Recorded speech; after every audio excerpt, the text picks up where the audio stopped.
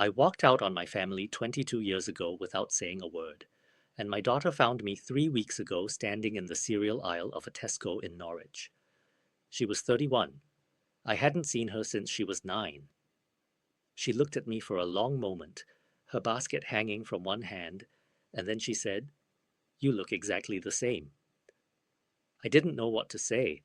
I'd imagined this moment 1,000 times over 2 decades, rehearsed every possible conversation, prepared myself for anger or tears or violence.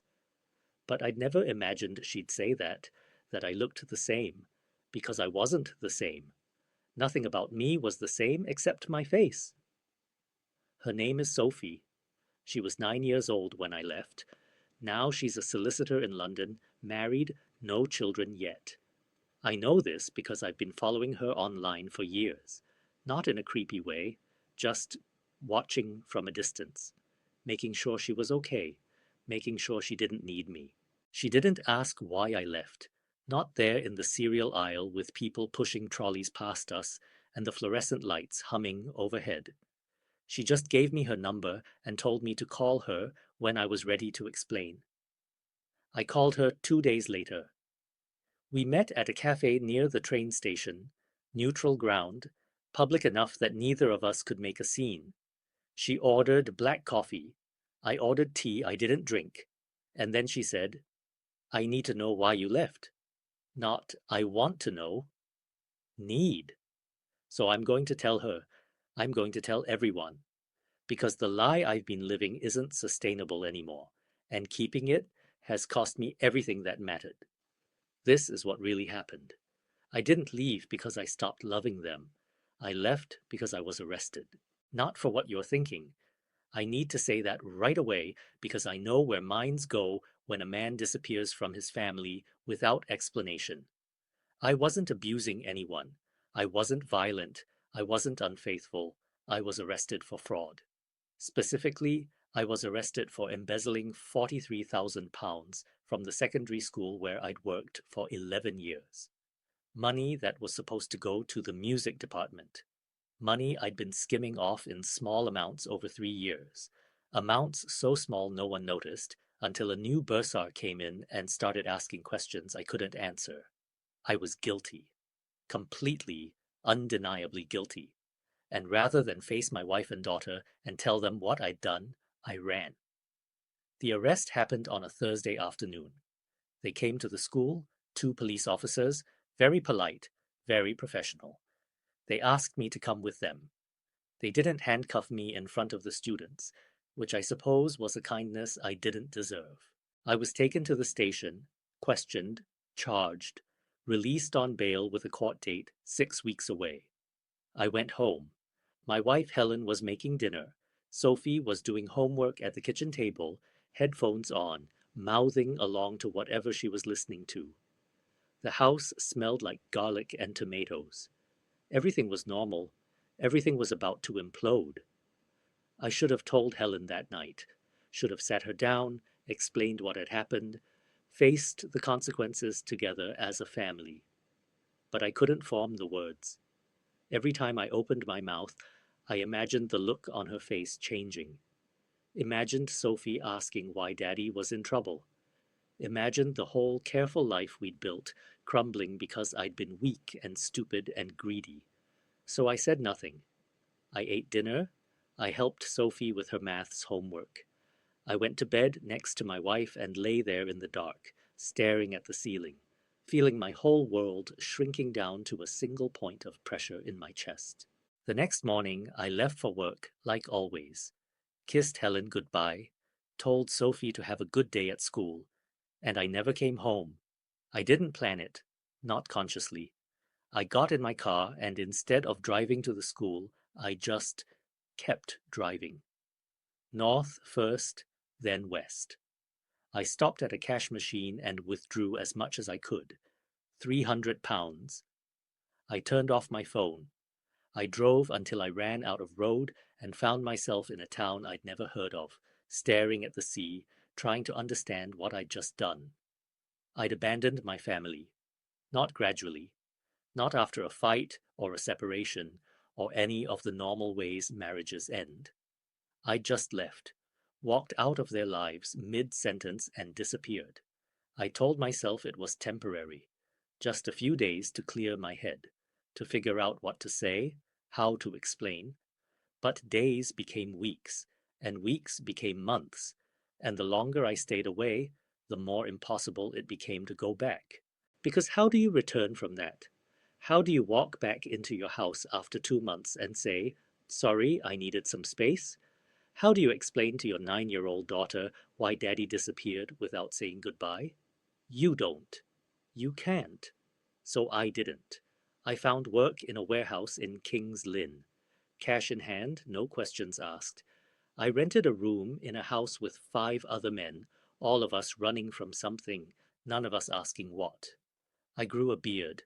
I stopped using my real name. I became someone else, and I let Daniel Pritchard, husband and father, disappear. The court case happened without me. I didn't attend. I was convicted in absentia, sentenced to 18 months, suspended, plus community service and repayment of the full amount with interest.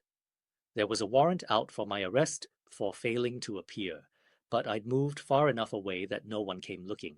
I followed the case online, sitting in an internet cafe, reading articles about the disgraced teacher who'd stolen from children and then fled before facing justice. They interviewed Helen. She said she had no idea where I was. She said she was shocked, devastated, that the man she'd married wasn't who she thought he was. She was right about that. I wanted to contact her, to explain, to apologize. But what could I possibly say that would make any of it better? Sorry I stole money and destroyed our lives and abandoned you to deal with the fallout alone. So I stayed silent, and the silence became its own kind of prison. Helen divorced me after 3 years. I found out through a legal notice that somehow tracked me down to the address I'd been using for my driver's license renewal. I didn't contest it, didn't respond. I just let it happen. She remarried 5 years later, a man named Peter, an engineer, stable and kind and everything I should have been. I know because I used to check her Facebook before she made it private. I'd see photos of Sophie at Christmas, at birthdays, on holidays. I'd see her growing up in snapshots, becoming a teenager, then a young woman without me. Peter seemed like a good father, better than I'd been, certainly. He showed up. He stayed. He didn't run when things got difficult. I told myself Sophie was better off without me, that she had a real father now, one who deserved the title, that my absence was actually a gift, freeing her from the burden of a criminal for a dad. But that was a lie I told myself to make the guilt bearable. The truth was simpler. I was a coward. I'd made a terrible mistake, and rather than face it, rather than accept the consequences and fight for my family, I'd chosen the easier path. I'd chosen myself. Years passed. I moved from King's Lynn to Norwich, got a job in a bookshop, legitimate this time, paying taxes, using my real name again. The warrant had expired. I could have gone back, could have tried to rebuild some kind of relationship with Sophie. But too much time had passed. She was 18 by then, an adult. She'd lived half her life without me. What right did I have to walk back in and disrupt the peace she'd found? So I stayed away. I built a small life, quiet, contained. I had a flat, a job, a few acquaintances I wouldn't call friends. I read a lot. I went for long walks. I existed. I thought about Sophie every single day. On her 18th birthday, I almost called. I had Helen's old number saved, though I didn't know if it still worked. I sat with my phone in my hand for an hour, staring at the screen, trying to find the courage. I didn't call. On her 21st, I sent a card. Anonymously. Just happy birthday in handwriting I tried to disguise. I don't know if she ever received it. I don't know if she'd have recognized my writing if she did. I told myself I was protecting her, that reaching out would only hurt her, confuse her, force her to deal with emotions she'd already processed and moved past. But really, I was protecting myself from her anger, from her rejection, from having to look her in the eye and admit what I'd done. And then 3 weeks ago, I was buying cereal, and she was just there. 22 years collapsed into a single moment. All that distance, all that time, all those careful walls I'd built, gone. She looked so much like Helen. Same dark hair, same way of tilting her head when she was thinking. But her eyes were mine, gray-blue, like looking in a mirror. I almost ran, almost dropped the cereal box and walked out of the shop and disappeared again. But my feet wouldn't move. I just stood there, frozen, while she looked at me with an expression I couldn't read. She didn't shout, didn't cry, didn't make a scene. She just said, "You look exactly the same." And then she gave me her number. I didn't sleep that night. I sat in my flat, staring at the piece of paper with her number written in neat, precise handwriting, a solicitor's handwriting, and I tried to imagine what I could possibly say to her. Sorry seemed inadequate. Explanation seemed like excuse-making. Silence seemed cruel. But I called, because after 22 years of running, I owed her at least that much. We met at the cafe. She was already there when I arrived, sitting by the window, watching the street. She looked up when I walked in, and for just a second, I saw something in her face. Not anger, something sadder. Resignation, maybe. Like she'd been expecting me to disappoint her again. I sat down. We ordered. And then she said, "I need to know why you left." I'd prepared a speech, something about being young and scared and making mistakes, something that would explain without making excuses, something that would help her understand. But when I opened my mouth, what came out was, "I was arrested for stealing money from my school." She didn't react, not visibly. She just looked at me, waiting. So I told her everything, the embezzlement, the arrest, the bail, the way I drove away that morning and never came back, the court case I didn't attend, the years of hiding, the decision over and over again to stay away. She listened without interrupting. Her coffee went cold. The cafe filled up and emptied out around us. And when I finished, she was quiet for a long time. Then she said, "Mom told me you were dead." The words hit me like a physical blow. "What?" "When I was 12, 3 years after you left. She sat me down and told me you'd died, that you'd been living somewhere else and you'd had a heart attack and you were gone. She said she hadn't told me sooner because she was trying to protect me." I couldn't breathe. "Sophie!" "I grieved for you," she said, and her voice was perfectly calm, perfectly controlled. I cried. I felt guilty for all the times I'd been angry at you for leaving. I forgave you for everything because you were dead, and I'd never get the chance to ask you why. I didn't know. And then when I was 16, I found the divorce papers in Mum's desk. I saw the date, 3 years after you left, which meant you'd been alive the whole time she told me you were dead. She took a sip of her cold coffee, and I saw her hand shake slightly. I confronted her. She broke down, told me the truth. Stolen money,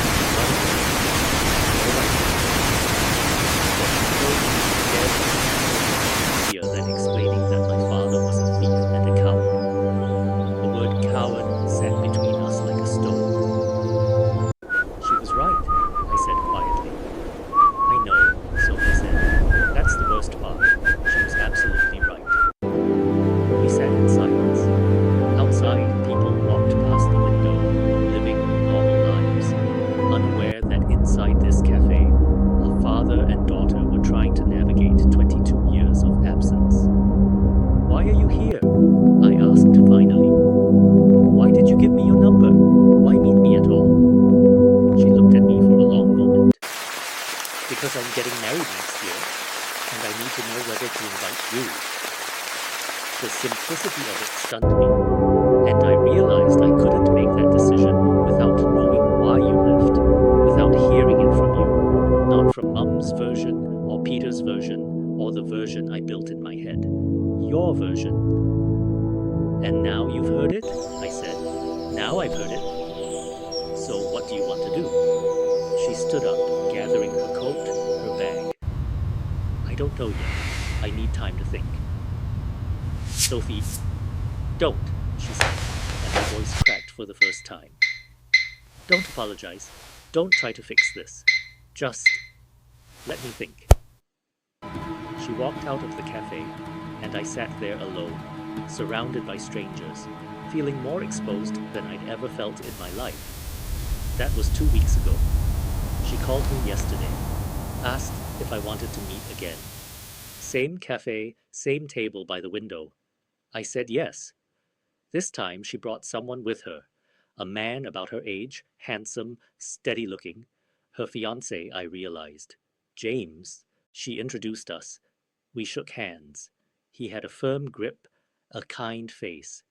He looked at me the way you look at something you're trying to understand. We sat down. Sophie ordered tea this time. So did I. And then she said, I'm not going to invite you to the wedding. I'd expected it. I'd prepared myself for it. But hearing the words still hurt more than I thought possible. I understand, I said. But I want you to know why, she continued. It's not because of what you did.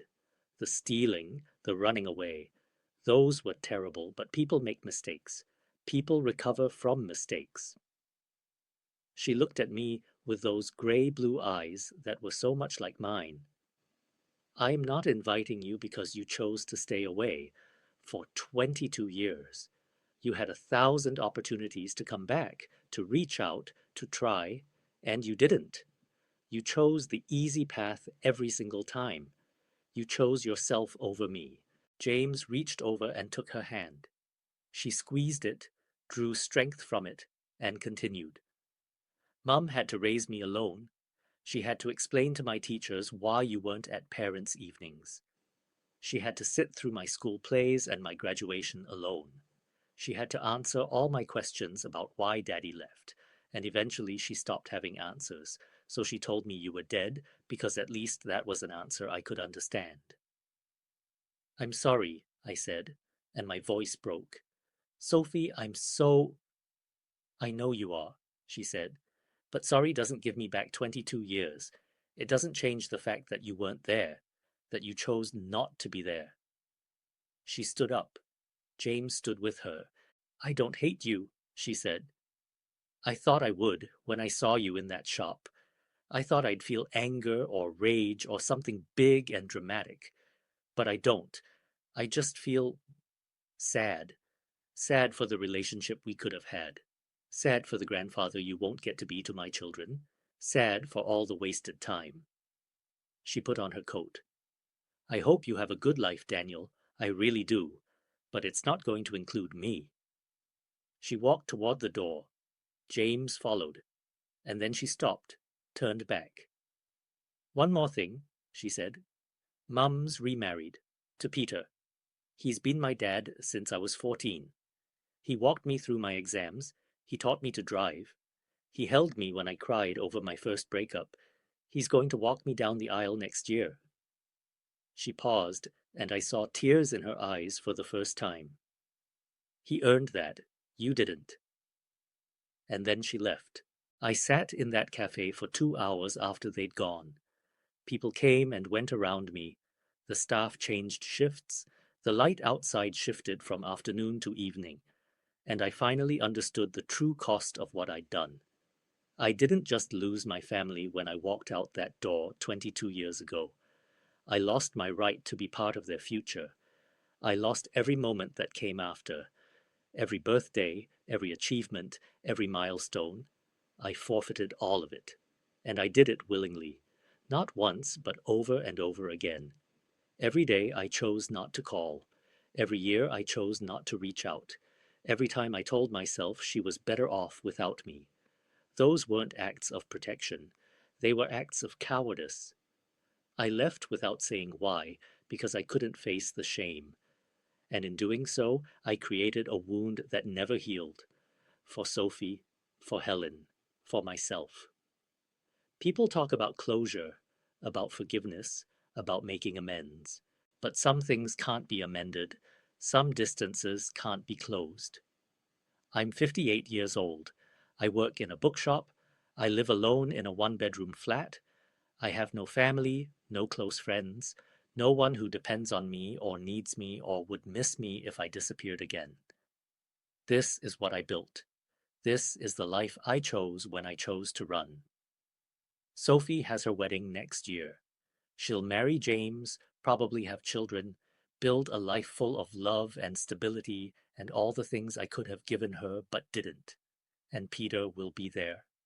Peter who showed up, who stayed, who earned the title I abandoned. I don't blame Sophie for not inviting me. How could I? I wasn't there for any of it. I don't get to walk back in now and claim a relationship I did nothing to maintain. You can't leave without saying why and expect people to wait for an explanation. You can't disappear for 22 years and expect to be welcomed back. You can't choose yourself over and over again and then be surprised when there's no one left to choose you. I learned that in a cafe in Norwich, watching my daughter walk away from me for the last time. This is what it really cost me. Not the money I stole, not the career I lost, not even the marriage that ended. It cost me my daughter, my family, my place in their lives. And unlike the money, unlike the reputation, unlike everything else I lost, this I can never repay. Some debts are permanent. I thought running would protect them from the shame of what I'd done, but all it did was create a different kind of damage. The damage of absence, of abandonment, of a father who chose to disappear rather than face his mistakes. Sophie was right. She doesn't hate me. But that's almost worse, because hate would mean I still mattered enough to generate that kind of emotion. What she feels is indifference, sadness for something that could have been but wasn't. And that's the real cost. Not anger, not hatred, just the quiet acceptance that I was never really there, that I was a ghost in my own daughter's life, haunting the edges, never substantial enough to matter. I left without saying why, and by the time I was ready to explain, there was no one left who needed to hear it. That's the thing about running. You think you're escaping the consequences, but you're just postponing them, compounding them, turning a mistake into a lifetime of regret. I could have faced the shame. I could have gone to prison, lost my career, started over with my family's support. It would have been hard. It would have been humiliating. But I'd still have my daughter. Instead, I have this: a quiet life, a clean record eventually, a job that pays the bills. And every Sunday, when I imagine Sophie having lunch with her family, with Peter and Helen and James, I feel the weight of my choices pressing down on me. This is my sentence. Not 18 months suspended, not community service, not even the financial repayment. This absence, this quiet, permanent exclusion from the lives of the people I loved most. I left without saying why, and this is what it really cost me. Everything.